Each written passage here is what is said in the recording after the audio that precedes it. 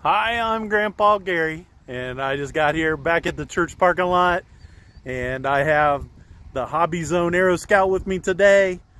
Everybody should know that's been following the channel for a while. This is one of my all-time favorite airplanes. It fits into that beginner category, but just all around, this airplane is a great value, great flying plane, and this airplane's going to get a lot of flying time this year, I'm sure of it. Today being one of those days.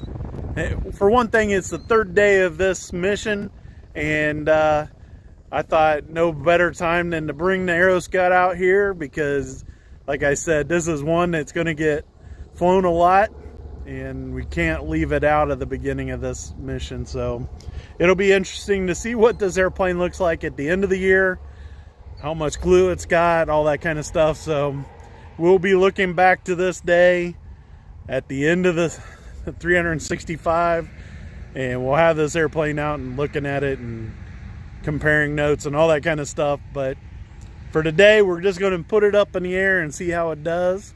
I see several people are on already, and I appreciate it. And let's do it.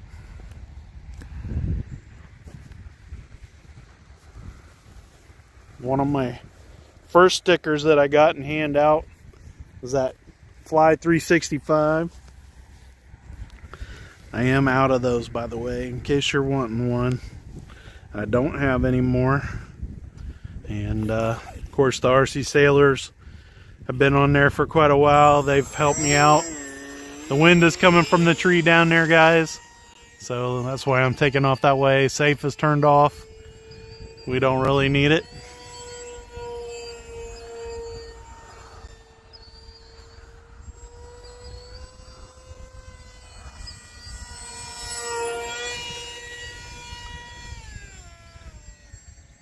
So I remember meeting a guy that did the test flights for this airplane at a Horizon Hobby event in Illinois, and he was telling me all the stuff he's done with this airplane. His has been a little bit modified so that he can do quite a bit of stunts with it.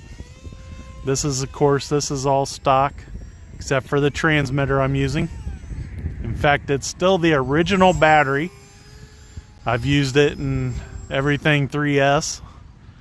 Comes with the Smart 3S 2200, I think a 30C size battery, and it was my very first Smart battery, and it still looks like brand new. No puffiness, nothing. And so I'm pretty impressed. That's what's driven me to buy more of them. And looks like the birds are up there having fun with it. And I've said before that the motor takes a few seconds to ramp up.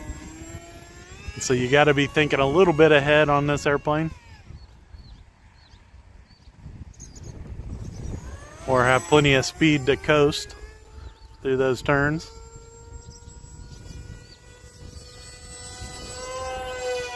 Take it up into a big old loop.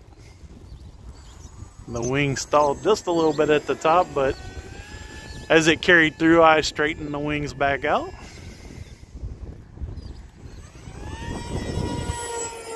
Downwind roll.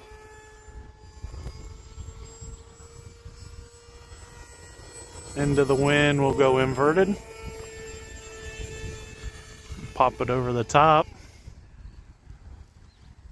A little bit of a stall up there.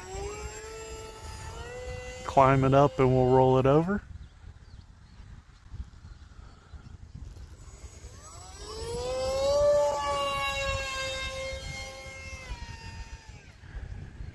And this obviously is no 3D airplane, but it can hold some pretty decent lines. I do have the battery as far forward in the compartment as I can get it. No other modifications to this airplane as far as adding weights or anything like that. It's all original in the setup. I'm not flying dual rates. I do have 35% Expo mixed in. I just like to have it a little bit softer in the center of the stick. That's just a preference. Doesn't really affect anything as far as the airplane goes. But I'm 100% throws all the time. And if you like to have low rates and all that kind of stuff, I suggest not using low rates when in safe. It will affect it some. But when you go from, if you're learning still and you're switching from safe to intermediate mode, make sure you flip it to low rates, because those controls get very strong really quick when you're going from safe to not safe. It seems like it does way more than you thought it was going to.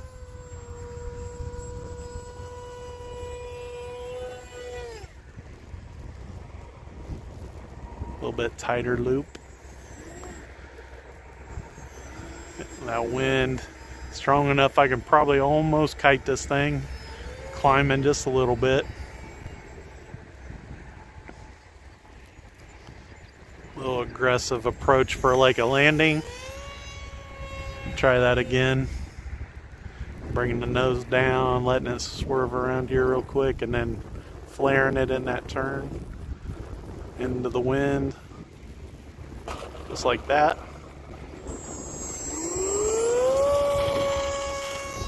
Practicing all different types of approaches is kind of fun. There was a time that a guy, I was flying somebody's airplane, and the engine, it was a nitro powered, it was back a while back, and I was flying it, something like that, and the engine quit. And so I turned it back towards me, and then I flared it real fast like this, and I was able to set it down real nice and easy. Unlike that. But something like that. It was a grass field, so it was a little more forgiving than this pavement.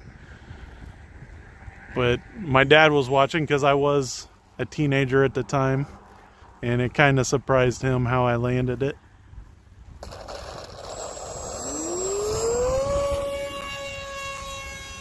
But this airplane, like I said, is very capable. And it's got a lot of things built into it to make it easy for the beginner.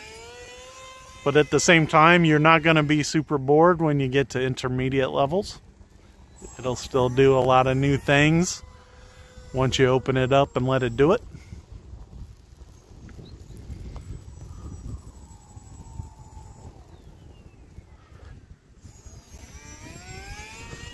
If you use safe, you can really get this thing going slow, but you can see without safe, I'm struggling to keep the wing straight.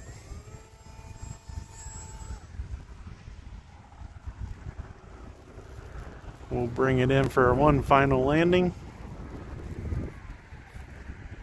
Of course, the wind picked up. We'll see if I can get it turned around here without it blowing over. Taxis really well. It comes with these really big wheels. For the size of the airplane, it'll roll in grass really easy. That's the Hobbyzone Aeroscout. Like I said, I did fly this for the first time